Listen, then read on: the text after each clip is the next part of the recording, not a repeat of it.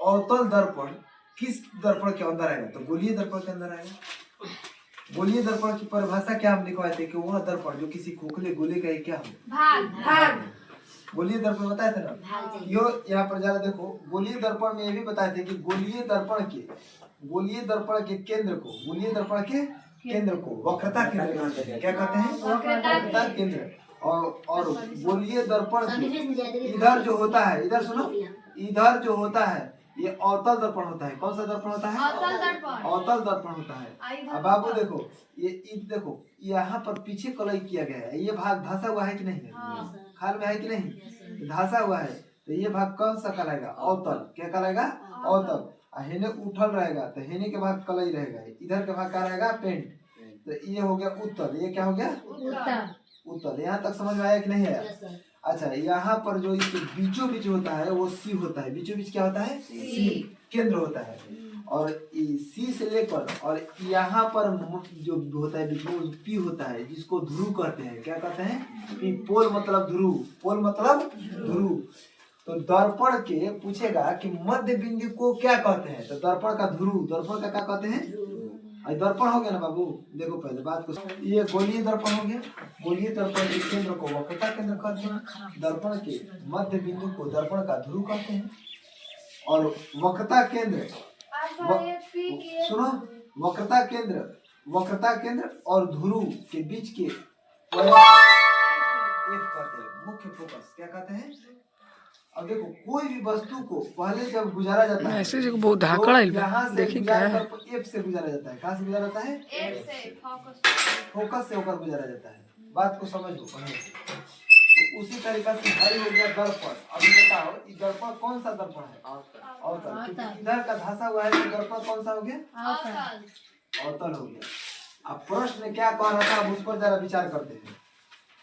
कह रहा था कि प्रश्न कह रहा था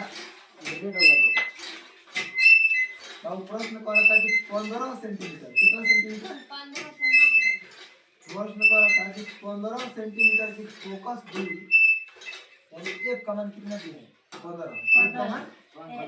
अब कोई की संख्या पर 15 है तो माइनस का लगा दी, तो इसलिए लगा दे कि बाबू दर्पण क्या है? अवतल। यहाँ पर जो दर्पण लिखा गया है वो हमारा दर्पण अवतल दर्पण है। अवतल माने धंसा हुआ। कौन सा दर्पण है? अवतल दर्पण। क्लियर हुआ कि नहीं हुआ? ये अवतल दर्पण है, इसलिए एक कमान क्या लग गया? माइनस। ठीक है। यहाँ पर फिर देखो कर आगे प्रश्न पढ़ते हैं। और अवतल दर्पण से 60 सेंटीमीटर दूरी पर रखी गई है। कोई वस्तु कहाँ रखी गई है? 60 सेंटीमीटर। ये बताओ, ये वस्तु दूरी है क्या? कौन सा दूरी है? वस्तु दूरी कितना है? वस्तु दूरी को क्या चीज से डिनोट करते हैं? यू से।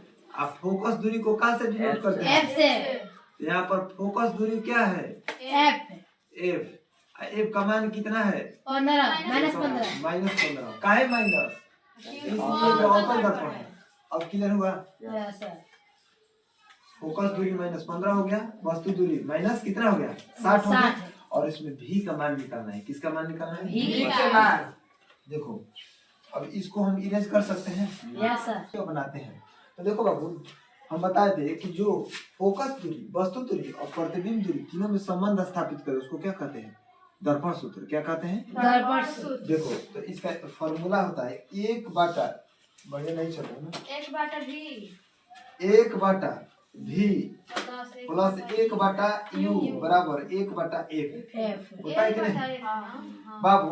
1 बटा, अब भी का मान इसमें तो निकालना ही है, निकालना है कि नहीं? Yes sir.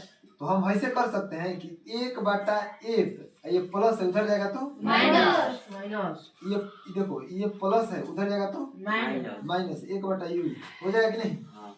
तो 1 बटा भी बराबर 1 बटा एफ का मान कितना दिया हुआ है? -15। कितना दिया हुआ है? -15। ये माइनस है तो ये एक है तो 1 बटा है तो बटा यू का मान माइनस कितना है? 60। देखो इसको -60 इसे कोष्टक में लिखेंगे। यहाँ तक सबको समझ में आया कि नहीं आया?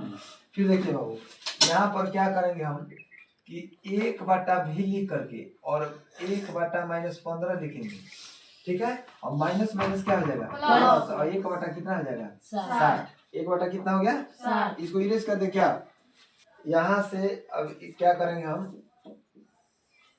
देखो 1/v को 1/, क्या लिखेंगे v 1/15 है तो 1/-15 प्लस है तो क्या हो गया प्लस 1/60 है तो 1/60 इसको उतार लिया।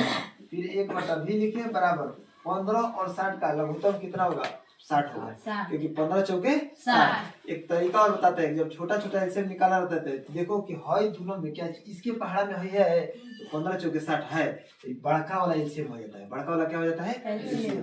तो 15 पहाड़ा में 60 है ना 15 चौके 60। अच्छा कहेंगे सर कैसे आप कह दिए कि होगा प्रूफ करिए तो देखो जरा हम बना के भी बताते हैं। 15 और 60 एलसीएम निकालो पहले कितना से जाएगा बाबू 15 से डायरेक्ट 15 से चलेगा 5 से जाएगा 5 है 15 अब 12 बचे 60 फिर कितना से जाएगा 3 से 3 है 3।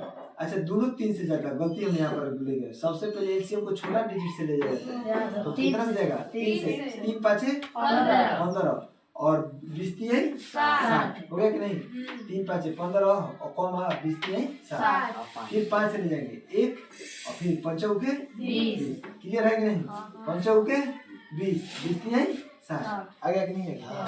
अगर नहीं है तो ऐसे गुना कर लो 3 गुणे 5 गुणे 4 असली को 3 5 15 15 चौके 60 आ गया कि नहीं। तो यहाँ पर ऐसे कितना आ गया 60 और ये देखो 15 से और 60 में भागा करेंगे तो 15 चौके 60 4 आएगा और यहाँ 4 कहाँ लिखेगा ऊपर गुने 4 से 1 में करेंगे बाबू 4 यहाँ पर कितना होगा 4 बिल्कुल बढ़िया। अब यहाँ माइनस दिया हुआ है तो तुम लोग कहेंगे सर यहाँ आप माइनस नहीं दिए माइनस को यहाँ नहीं लिख करके तुम यहाँ भी लिख लो कोई दिक्कत नहीं है। तो यहाँ माइनस कितना आ जाएगा 4 ये प्लस है तो प्लस और 60 में भागा हुआ तो 1 से 1 में गुना हुआ तो 1 ठीक है कि नहीं। अब देखो बाबू 1/v बराबर 4 रुपया माइनस में है और प्लस 1 रुपया तो माइनस 3/60 हो जाएगा कटेगा 20 यानी 1/v बराबर 1/-20 होगा कि नहीं होगा। तीसरा तीसरी क्या होगा गुना होगा क्या होगा गुना। तो 20 से 1 में होगा तो कितना होगा 20 बराबर है तो बराबर और 20 से 1 में होगा तो कितना होगा v ये माइनस न था तो माइनस यानी v का मान माइनस कितना है 20 यानी v का प्रतिबिंब जो है वो कौन सा दर्पण में है तो अवतल दर्पण में है। क्या में है अवतल दर्पण। अगर v का मान माइनस में आ गया तो प्रतिबिंब का जो स्थिति है वो इस दर्पण माइनस चिन्ह ऋणात्मक है माने जो दर्पण है वो कौन सा है अवतल है।